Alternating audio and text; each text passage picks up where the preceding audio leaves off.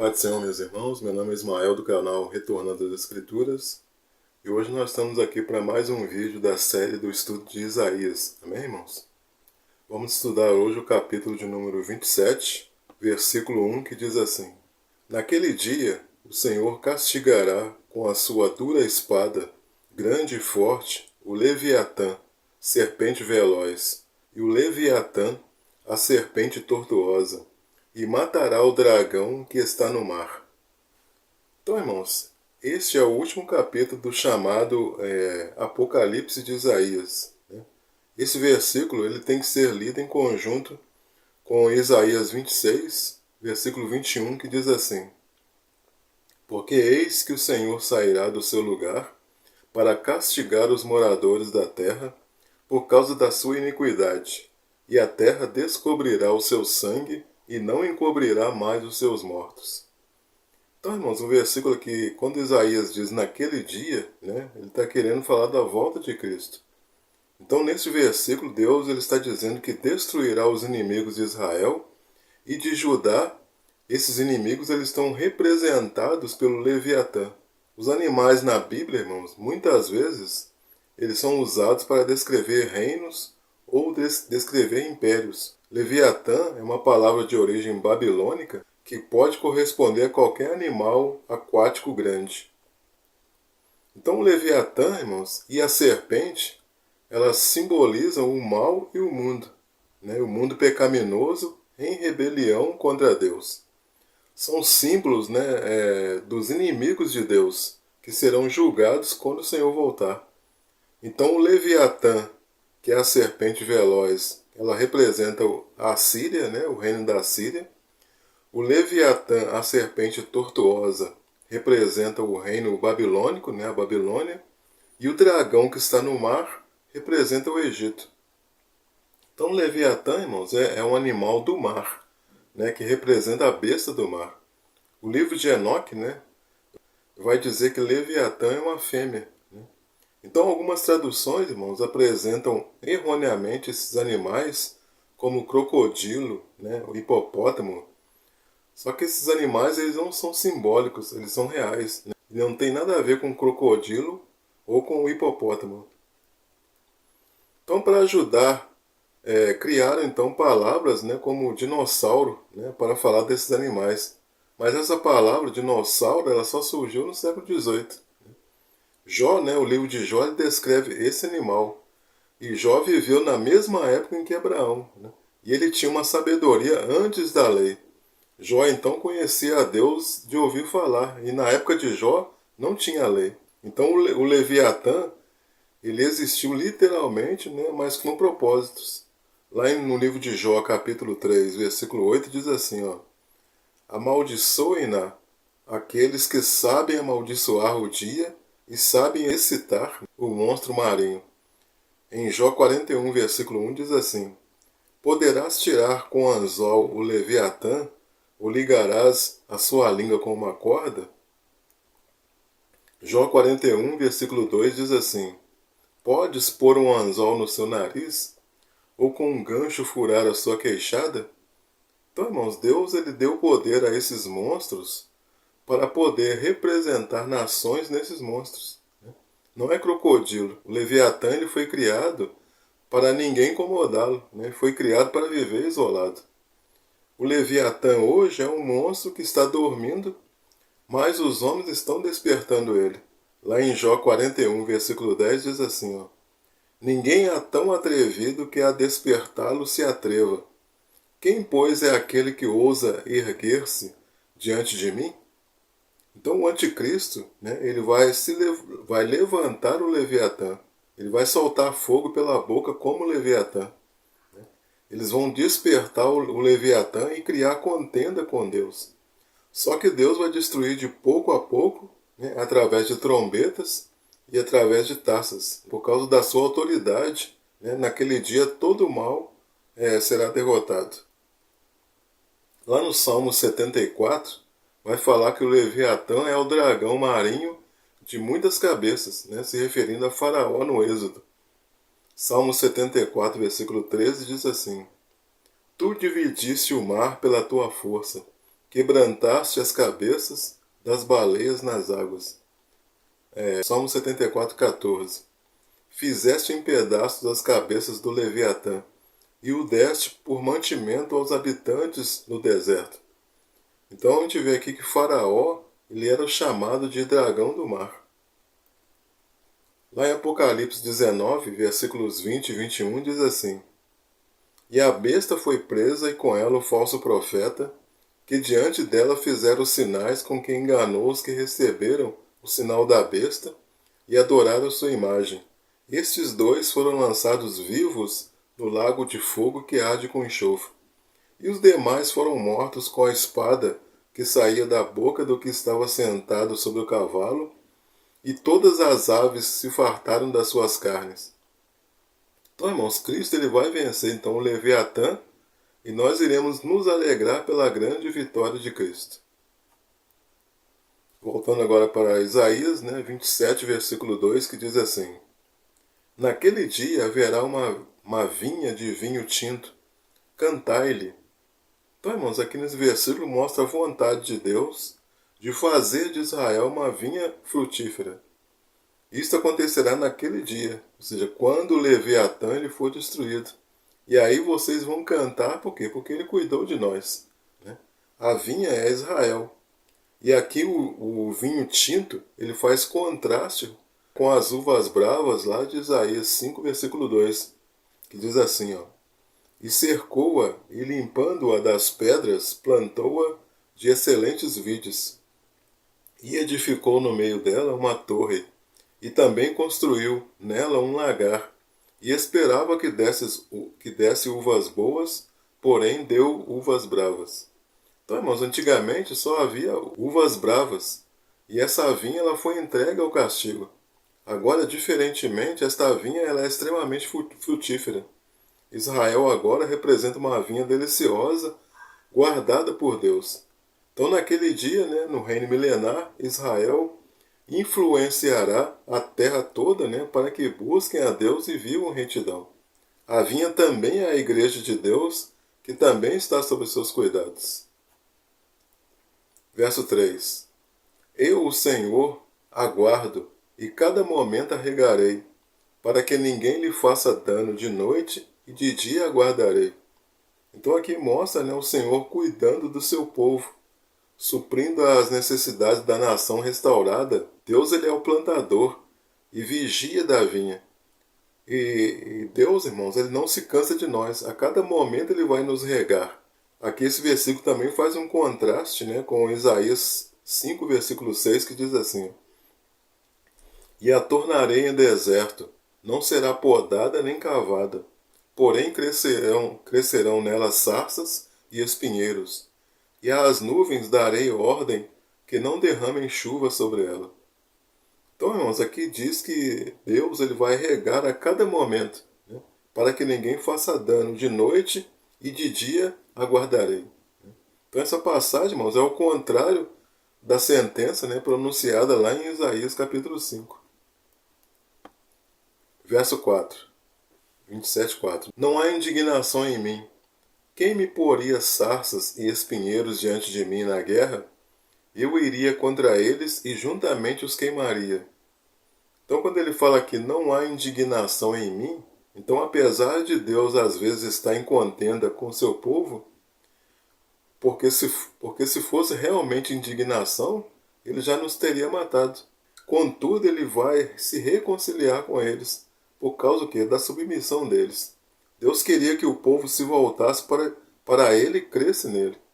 Deus está protegendo a sua vinha de intrusos, de pessoas indesejáveis. Os inimigos do povo de Deus não resistirão ao fogo do juízo divino. Então, irmãos, lá no reino milenar, judeus de todas as nações se juntarão para formar o reino das 12 tribos. Eles estarão sob o governo de Cristo e não estarão mais em rebeldia e dispersos entre as nações. Aqui em Isaías 27:4 está dizendo que não há indignação em mim. Agora já em Isaías 5:25 diz assim, ó: Por isso se acendeu a ira do Senhor contra o seu povo, e estendeu a sua mão contra ele, e o feriu de modo que as montanhas tremeram, e os seus cadáveres se fizeram como lixo no meio das ruas. Contudo, isso não tornou atrás a sua ira, mas a sua mão ainda está estendida. Então, irmãos, aqui em Isaías 27, versículo 4, diz quem me poria sarças e espinheiros. Então Deus ele desafia os seus inimigos a quem compara, né, com sarças e espinheiros. 27:5. Ou que se apodere da minha força e faça paz comigo. Sim, que faça paz comigo. Então, analisando em conjunto com o verso anterior, Deus está dizendo que se o inimigo não quiser ser queimado como sarça e espinheiros, então se apodere da minha força e faça paz comigo. É a única alternativa se os inimigos de Israel desejarem escapar de serem destruídos. Então, irmão, Deus ele vai receber todo aquele que quiser se reconciliar com ele. Deus está fazendo um convite às nações, né, às nações inimigas, a estabelecer paz com ele e não guerra. Nesse caso aqui, os inimigos se tornariam parte da vinha do Senhor. Verso 6. Dias virão em que Jacó lançará raízes, e florescerá e brotará Israel, e encherão de fruto a face do mundo. Então, dias virão é diferente de naquele dia. Então, Jacó aqui representa a igreja. Quando ele fala aqui lançará raízes, ou seja, o povo de Deus, né, a igreja, ela vai cumprir sua missão de espalhar o reino de Deus por todas as nações. Encherão de fruto, ou seja, isso significa que seus descendentes, né, se espalharão pelo mundo, levando a sua palavra e os seus ensinamentos verdadeiros. Verso 7.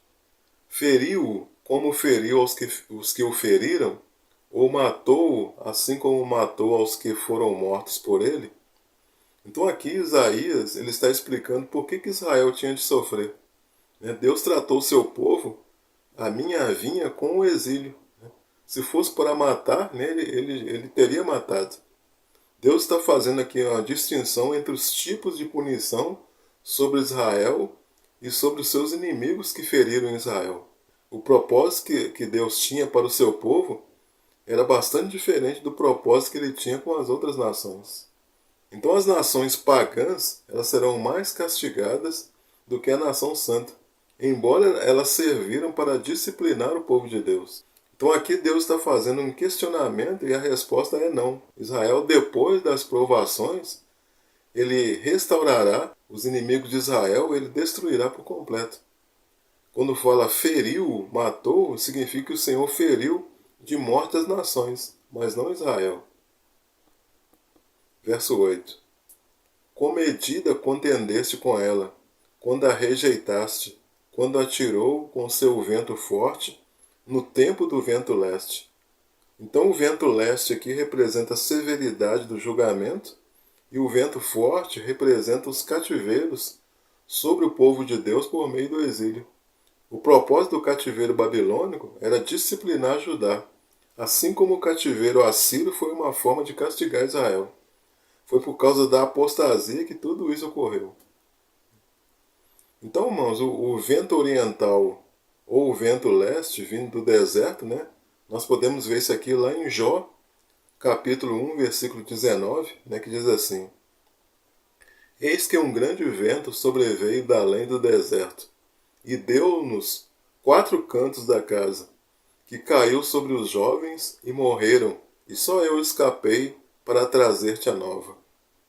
Lá no livro de Oséias 12, versículo 1 diz assim: Efraim se apacenta de vento, e segue o vento leste. Todo dia multiplica a mentira e a destruição, e fazem aliança com a Síria, e o azeite se leva ao Egito. Então, irmãos, Deus sempre julgará Israel com a medida correta para o benefício daquele povo. Verso 9. Por isso se expiará a iniquidade de Jacó, e este será todo o fruto de se haver tirado o seu pecado, quando ele fizer todas as pedras do altar, como pedras de cal feitas em pedaços. Então os bosques e as imagens não poderão ficar em pé. Então, os severos julgamentos contra o povo de Deus foram os meios que Deus utilizou para poder restaurar Israel, para expiar a iniquidade de Jacó. E uma das provas dessa purificação será quando Israel derrubar as pedras do altar, os bosques e lançar fora as imagens. O cativeiro babilônico, ele curou os judeus da sua idolatria. No dia do Senhor, Deus ele usará o sofrimento para purificar o seu povo e prepará-lo para o seu reino. Verso 10. Porque a cidade fortificada ficará solitária, e será uma habitação rejeitada e abandonada, como um deserto. Ali pastarão os bezerros, e ali se deitarão e devorarão seus ramos. Então aqui está falando da Babilônia, ela será destruída e se tornará um deserto assolado, morada de animais. Verso 11. Quando os seus ramos se secarem, serão quebrados, e vindo as mulheres, os acenderão, porque este povo não é povo de entendimento. Assim aquele que o fez não se compadecerá dele, e aquele que o formou não lhe mostrará nenhum favor. Então aqui continua, falando da Babilônia. No verso anterior é a cidade fortificada. Aqui, a relva verde que foi destruída, os ramos das árvores que secaram. Então as mulheres, as poucas que sobreviveram, vinham e faziam fogueira dos galhos. Deus julgou esse povo, então, sem compaixão. Verso 12. E será naquele dia que o Senhor debulhará seus cereais, desde as correntes do rio até o rio do Egito. E vós, ó filhos de Israel, sereis colhidos um a um. Então, quando ele fala que debulhará seus cereais, significa que Deus vai fazer uma colheita sacudindo a planta, como era feito com as oliveiras. Em outras traduções diz fadejará, significa fazer uma colheita sacudindo a planta como na cultura das oliveiras. Então o trigo ele será cuidadosamente separado do joio, assim como o agricultor colhe as azeitonas nas oliveiras. Assim também o Senhor irá buscar o seu povo em todo o mundo. Então, quando ele fala colhidos, irmãos, colhidos, são os eleitos. O cereal, ele era o dízimo na antiga aliança. O dízimo, então, são os filhos de Israel. Lá em Mateus capítulo 3, versos 11 e 12, diz assim, Eu vos batizo com água para arrependimento, mas aquele que vem depois de mim é mais poderoso do que eu, cujas sandálias não sou digno de levar. Ele vos batizará com o Espírito Santo e com fogo. A sua pá ele a tem na mão e limpará completamente a sua eira. Recolherá o seu trigo no celeiro, mas queimará a palha em fogo inextinguível. Mateus está falando do batismo no Espírito Santo, que é um só, que é quando o Pai sela, quando o Pai sela você. E só existe uma maneira de extinguir, que é quando você peca contra o Espírito Santo. Aí ele se extingue. Não existe, porque não existe vários batismos no Espírito Santo. Batismo no Espírito Santo, significa uma mudança de vida, metanoia, a novidade de vida que nos imputa justiça diante de Deus. Agora já o batismo com fogo é quando você é testado por Deus, a partir da unção que você recebeu. Então o batismo com fogo ele está ligado com a purificação diante de Deus, porque nós somos como o trigo, nós somos como o ouro que precisa passar pelo fogo. Então o batismo no fogo para nós, igreja, é a apuração das nossas obras da fé. Para os ímpios é condenação. Por quê? Porque eles serão queimados como a palha. Eles não têm obras de fé. Eles não são justificados. Então a palavra batismo, a gente sabe que significa imersão, é quando nós somos submersos no fogo. Então o ouro ele é apurado e a palha ela é queimada. O batismo de fogo é quando a nossa obra ela é forjada. Isso vai acontecendo no decorrer da sua vida. No final da sua vida você vai ser imergido no fogo para as obras serem apuradas. E aí você vai receber o galardão e o corpo glorificado.